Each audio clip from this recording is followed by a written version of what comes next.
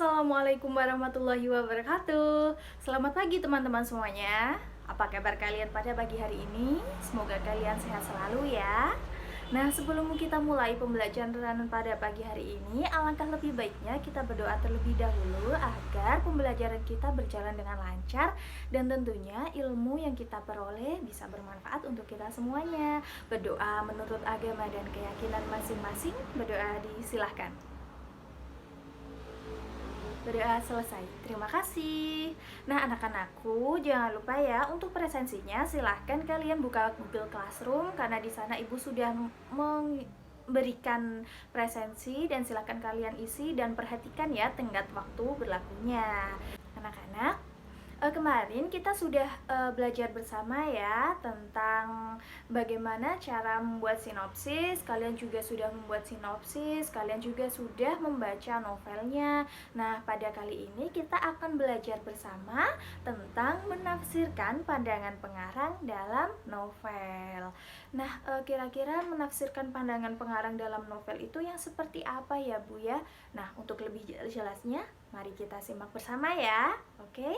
Sebelum kita membahas lebih lanjut tentang bagaimana sih menafsirkan pandangan pengarang terhadap novel itu, atau apa sih menafsirkan pandangan pengarang terhadap novel, Ibu akan bertanya, kira-kira kalian masih ingat nggak novel itu apa sih? Ada yang tahu? Oke, Ibu akan menjelaskannya kembali ya, mengingatkan kalian kembali bahwa novel adalah salah satu karya sastra berupa prosa fiksi yang berisikan tentang cerita rekaan kehidupan sekitar dengan berbagai macam konflik di dalamnya.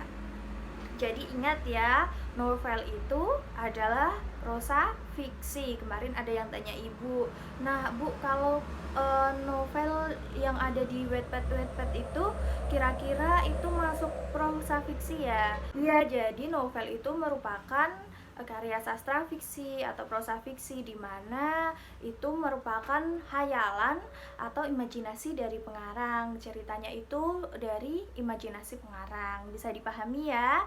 Jadi novel-novel kalian yang sudah kalian baca itu termasuk prosa fiksi. Nah, kalian sudah memahami novel, kita lanjut ya. Nah, kita akan langsung membahas tentang menafsirkan pandangan pengarang terhadap novel ya. Jadi, menafsirkan pandangan pengarang dalam novel itu merupakan menafsirkan apa saja yang terkandung dalam novel. Dalam hal ini termasuk di dalamnya menafsirkan tentang pesan pengarang, kemudian ada juga kalimat konotasi, kaitan fakta dengan kehidupan yang ada dalam kehidupan sehari-hari, kemudian juga menemukan nilai-nilai kehidupan yang disampaikan oleh penulis. Oke, kita sudah tadi mengerti pengertian dari menafsirkan pandangan pengarang dalam novel. Nah, sekarang kita akan membahas bagaimana langkah-langkah menafsirkan pandangan pengarang dalam novel. Nah, untuk langkah-langkahnya itu sendiri ada 3 ya anak-anak. Apa saja? Nah, yang pertama yaitu langkah-langkahnya membaca novel dengan seksama. Yang kedua, tentukan nilai-nilai kehidupan dalam novel. Yang ketiga, menafsirkan pandangan pengarang terhadap nilai-nilai kehidupan yang sudah ditemukan sebelumnya. Jadi, untuk langkah yang pertama, kalian kemarin di pertemuan kemarin kalian sudah melakukannya ya, yaitu membaca novel dengan seksama. Kalian sudah membacanya sehingga kalian juga sudah bisa menulis sinopsisnya. Artinya kalian bisa untuk menuju ke langkah-langkah yang kedua, yaitu langkah-langkah menentukan nilai-nilai kehidupan dalam novel. Nah, kira-kira anak-anak, nilai-nilai kehidupan dalam novel itu nilai-nilai yang seperti apa ya? Ada yang tahu? Iya, benar. Jadi nilai-nilainya itu seperti nilai sosial, kemudian ada nilai moral, ada nilai agama, dan yang lainnya. Nanti kita bahas di slide selanjutnya. Dan untuk yang ketiga, setelah kita menemukan nilai-nilai kehidupan, nah kita bisa menafsirkan pandangan pengarang terhadap nilai-nilai kehidupan tersebut dari nilai-nilai yang sudah kita temukan sebelumnya. Nah, untuk langkah-langkahnya bisa dipahami ya anak-anak? Oke? Nah, jadi anak-anak dalam menafsirkan pandangan pengarang dalam novel itu bukan hanya dari segi unsur-unsur intrinsik novel saja ya, melainkan juga bisa dari unsur-unsur ekstrinsik novel. Nah, sebelumnya Ibu ingin bertanya dulu nih, unsur-unsur intrinsik novel kalian masih ingat nggak? Masih ingat? Iya, benar. Apa saja? Oh iya, ada tema, kemudian ada tokoh, kemudian ada gaya bahasa, alur, latar, dan sebagainya. Pasti kalian sudah paham ya tentang unsur intrinsik. Nah, kira-kira kalau unsur ekstrinsik novel itu apa saja ya? Ada yang tahu? Lupa. Oke, baiklah, mari kita simak bersama ya untuk unsur-unsur ekstrinsik novel. Jadi untuk unsur-unsur ekstrinsik novel itu ada 3. Apa saja ya Bu ya?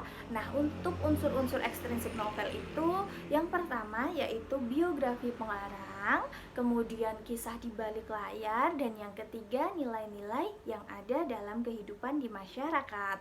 Nah, Bu, terus kaitannya dengan menafsirkan pandangan pengarang dalam novel dengan unsur ekstrinsik novel itu yang seperti apa ya Bu ya?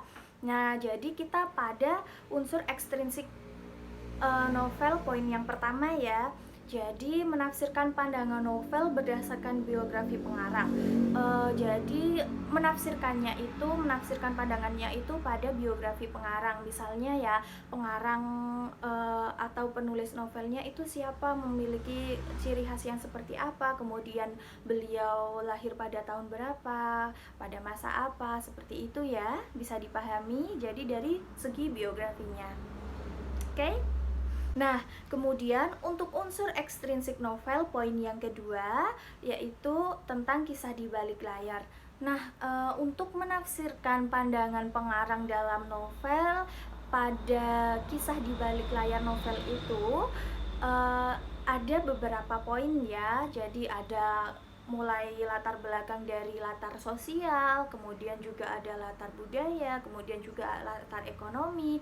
Nah, pada kali ini Ibu akan memberikan contoh latar belakang kisah atau kisah di balik layar dari novel Bapak Pramudia Anantatur, yaitu dengan judul Rumah Kaca. Kalian sudah tahu novel itu atau kalian sudah pernah membacanya atau mungkin kalian sudah pernah mendengarnya? Belum? Belum. Nah, jadi novel ini merupakan novel tetralogi dari karya Bapak Pramudia Anantatur. Nah, langsung saja ya, kita akan membahas tentang kisah di balik layar untuk poin yang pertama, yaitu ada latar sosial dari cerpen Rumah Kaca. Nah, jadi cerpen Rumah Kaca ini sendiri merupakan metafora yang sangat jitu menggambarkan bagaimana tokoh nasionalis mula-mula diawasi secara ketat pergerakannya oleh pemerintah Hindia Belanda. Nah, itu cuplikannya ya. Jadi latar sosial dari adanya novel ini merupakan cerita pada masa kolonialisme. Jadi pada waktu itu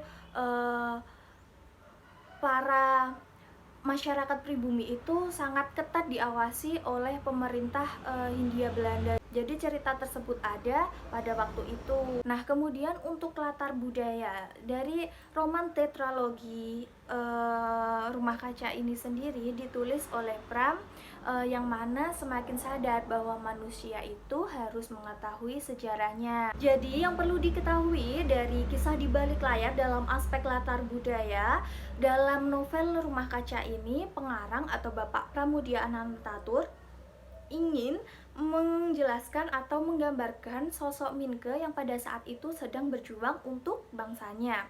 Jadi Bapak Pramudia Anantatur menafsirkan pandangannya agar nanti kita bisa mengetahui sejarah pada masa tersebut. Bisa dipahami ya latar budaya ya.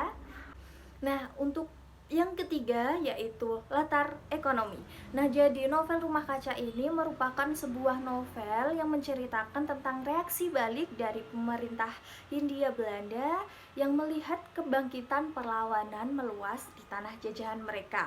Jadi peralihan ini juga merupakan simbolisasi dari usaha Hindia Belanda melumpuhkan sepak terjang seorang Binnke, yang mana tulisannya bisa membuat orang untuk melawan pemerintahan Hindia Belanda tersebut.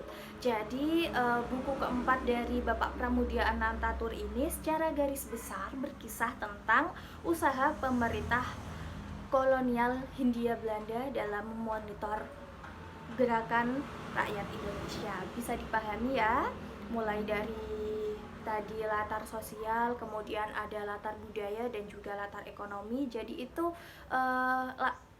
semuanya itu merupakan kisah di balik layar adanya buku tersebut. Jadi kisahnya juga pada tahun tersebut, apa yang terjadi di masa tersebut. Bila diterapkan pada saat ini mungkin kurang sesuai ya, karena mengingat kita sudah merdeka.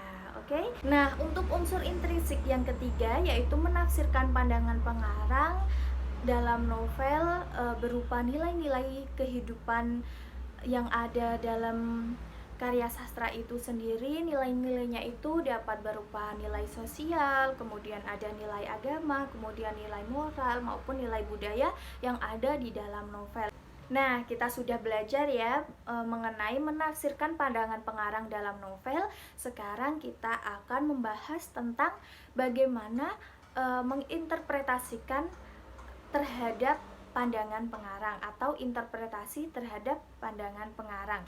Jadi, interpretasi terhadap pandangan pengarang tersebut merupakan bagaimana kita memberikan kesan kepada pandangan pengarang yang berupa apresiasi maupun berupa kritik terhadap pandangan tersebut. Nah, mungkin kalian sudah memahami ya apa yang dimaksudkan Ibu, mulai dari menginterpretasikan dalam aspek mengapresiasi maupun mengkritik. Baiklah, untuk pembelajaran hari ini Ibu cukupkan ya. Apabila nanti ada pertanyaan, silahkan kalian bisa melalui WhatsApp group atau mungkin bisa di Google Classroom apabila waktu pembelajaran kita masih. Nah, silahkan kalian tanyakan mengenai materi yang Ibu berikan tadi. Nah, untuk pembelajaran kali ini Ibu rasa cukup. Terima kasih atas perhatiannya dan mohon maaf apabila dalam menyampaikan Ibu terdapat banyak kesalahan. Tetap semangat belajar dan jangan lupa untuk tetap terus jaga kesehatan. Sampai jumpa di pertemuan selanjutnya. Wassalamualaikum warahmatullahi wabarakatuh.